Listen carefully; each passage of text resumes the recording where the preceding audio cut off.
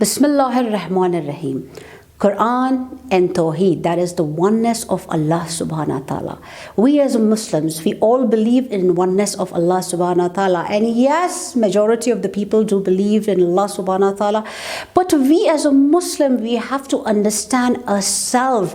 Have we recognized this part when we talk about the oneness of Allah subhanahu wa ta'ala? Let's get into this topic, whether you are a Muslim or a non-Muslim, let's not talk about anything. Let's just think about what is oneness of Allah subhanahu wa ta'ala. Oneness of God. Now, with these 4 points that I'm going to put in front of you, let's use this point. One is using an intellect. Second one, using a fitra, that is the natural nature of a mankind. Third one is the insight. Fourth one is the logic. Now, how they are connected to each other. Once, when we start using an intellect, then we can start using a logic, then we can get into an insight, and then we can have a pure heart when we are thinking about it in such a way that this is the fitra of a human being, that the nature of a human being, that we can start making these things as actions, part of a human action, and start working on it. Whenever we see everything in the entire world, whether it's a sunrise or sunset, whether it's a galaxy, there are millions of galaxies. There are like 11 planets that we are just aware of. We are not even aware of other planets, And then in this one of the small planet called as Earth, we live as a small, teeny, tiny human mankind. So living in this way, who is operating all these things? Who is the most powerful? So this is very beautiful when we are thinking. We have to think as a Muslims or a non-Muslims or anyone. We have to think who's operating all these things. And then when we think about the birds who are flying, the dinosaurs who used to exist, now they are extinct. Now when we think about the animals, we think about the creepy crawlies. Let's think about the human nature. What is fitra? Human nature. Very natural. When we look at snakes and Scorpios, we know they are poisonous and we start running away from it. But when we look at the birds and the flowers, we was like, oh my God, that's so beautiful. This is a human, we are protective about ourselves.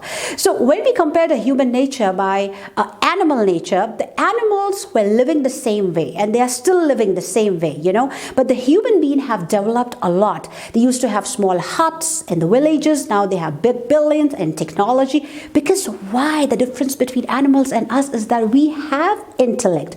Allah subhanahu wa ta'ala has given us, and we have to use this first by looking at in each and everything the science of Allah subhanahu wa ta'ala.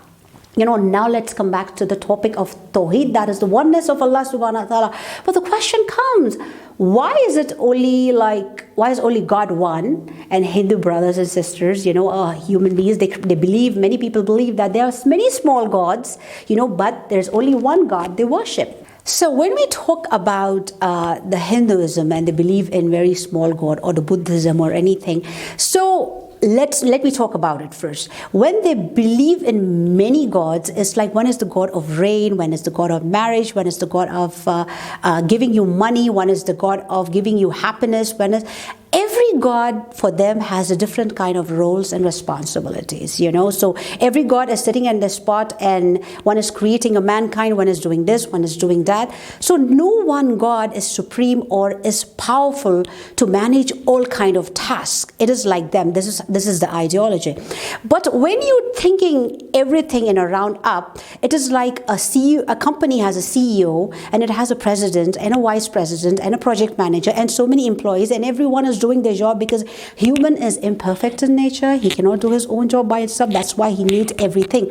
But when you talk about Quran, what it's talking about, the Allah subhanahu wa ta'ala, there is only one God who's managing everything. He doesn't need any partner, no wife, no kid, no food, no hunger, and he can manage everything. So when you're dividing into small gods, that means you're saying that one God is not sufficient. It is not really powerful, so you need many gods. So over here, the point of perfection doesn't exist. But when you see the Holy Quran, it says Everything has been created by Allah subhanahu wa ta'ala. The example of what is perfection. Are we human perfect? No, we are not perfect. We are made of full of errors and mistakes and everything. And with errors and mistakes we learn. When we are growing up, we don't know how to speak. So we learn from a mother.